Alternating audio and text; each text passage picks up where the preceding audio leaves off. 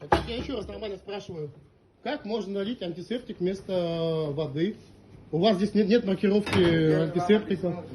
Нет, вы мне не объясняете. Я снимаю, вместе, пожалуйста. Да, Снимайте. Вот, я говорю, что стоит вода. Стоит вода.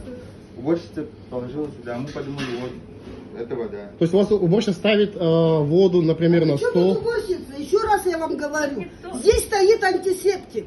Там написано большими буквами. Вы читать умеете? Потому что я его опутала. А это что, уборная, что ли? Не уборная же, правильно? Еще раз мне объясни. Я поставила, смотри, я ставлю антисептик. Видно? Давай сюда, на почву. Кто увидит, на польский городок. Но он не так стоял, извините, он так наоборот. Какая разница, вы поверните. Можно же убрать его.